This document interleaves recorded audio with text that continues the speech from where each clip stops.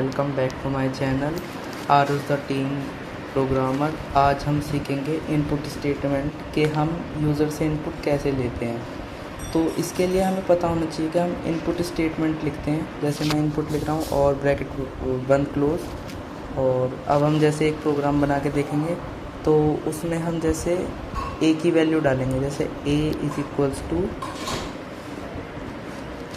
और इंट, क्योंकि हम इंटीजर वैल्यू ले रहे हैं, और इनपुट स्टेटमेंट लगाएंगे क्योंकि हम इनपुट लेंगे यूज़र से। और जैसे हम लिखेंगे एंटर द एनी वैल्यू, या आप कुछ भी लिख सकते हैं, जैसे एंटर द वैल्यू ऑफ ए, या कुछ भी आप अपने पास से लिख सकते हैं।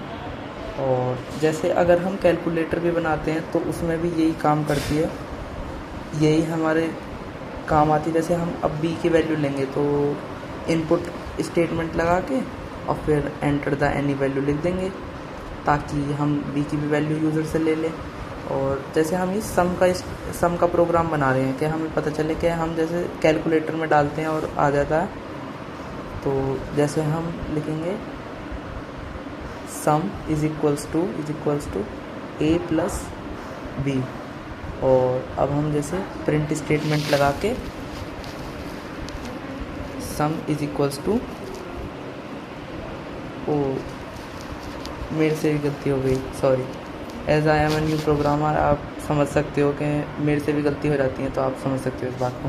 तो हम इसे सम करके इसमें जैसे एरर आएगा क्योंकि हमने वो सम की जो स्टेटमेंट है वो गलत ली है। जैसे हम एंटर द एनी वैल्यू डालेंगे, जैसे हमने 12 डाल दी और अब हमने 3 डाल दी वैल्यू, और अब देखिए सम बिल्ट इन फंक्शन दिखा दिया कि बिल्ट इन फंक्शन ऐसा, क्योंकि ये हमारा जो कंप्यूटर है वो समझ नहीं पा रहा। तो अब हम जैसे इस वाली जो हमारी लाइन है sum is equals to A plus B, इसे मिटा देंगे और हम सम की जगह नीचे प्रिंट स्टेटमेंट में ए प्लस बी डाल देंगे। जैसे हमने ए प्लस बी डाल दिया है इसमें, और अब हम जैसे इसे रन करेंगे तो ये बिल्कुल फाइनली रन करेगा बिना किसी दिक्कत के। जैसे ये हमसे ए की वैल्यू मांग रहा है, हमने ए की वैल्यू डाली 12 और बी की वैल्यू 3 डाल के सम आ गया 15। तो आप देख सकते हैं कि आप ऐसे अपना भी कैलकुलेटर बना सकते हैं, ये बहुत काम करता है। और जो कैलकुलेटर बनते हैं वो भी इन टाइप के स्टेटमेंट्स के यूज़ करके ही बनते हैं। तो अब हम दूसरा प्रोग्राम बनाने की कोशिश करेंगे, जो हम बनाएंगे स्क्वायर की साइड लेके यूज़र से और एरिया बताने का स्क्वायर की। तो हम लिख लेंगे उसके लिए एरिया ऑफ स्क्वायर टेलर। ये हमने कमेंट आउट कराया, तो ये हमारा जो प्रोग्राम है वो रन नहीं करेगा, मतलब ये जो हमारी स्टेटमेंट है एरिया ऑफ स्क्वायर टेलर में रन नहीं करेगी।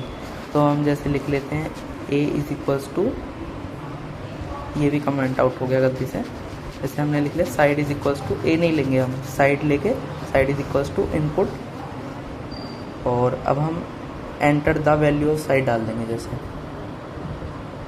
तो इससे हम यूज़र से साइड की वैल्यू लेके और हम उसे एरिया रिटर्न कर सकते हैं कि एरिया क्या है स्क्वायर का।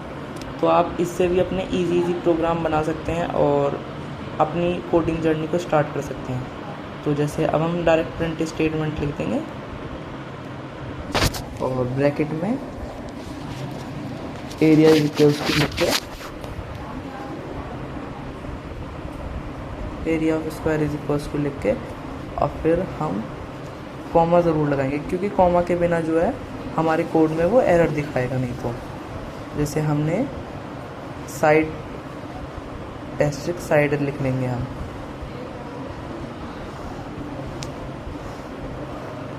अरे मेरे से भी गलती होगी, sorry.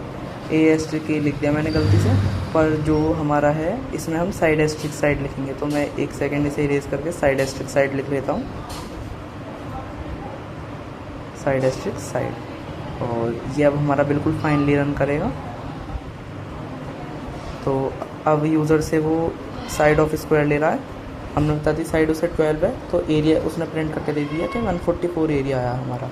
That's all for today's video. और मेरे चैनल को सब्सक्राइब करें और मेरी वीडियोस को लाइक करें, क्योंकि मुझे उससे मोटिवेशन मिलता है, क्योंकि as I am a teenage, तो मुझे उससे मोटिवेशन मिलता है। और आपको मैं आज के प्रैक्टिस क्वेश्चंस भी दूंगा, वो वीडियो के एंड में लगे होंगे, और अभी पिछली वीडियो तक के भी आज के एंड में ही लगे होंगे। That's all for today, thank you.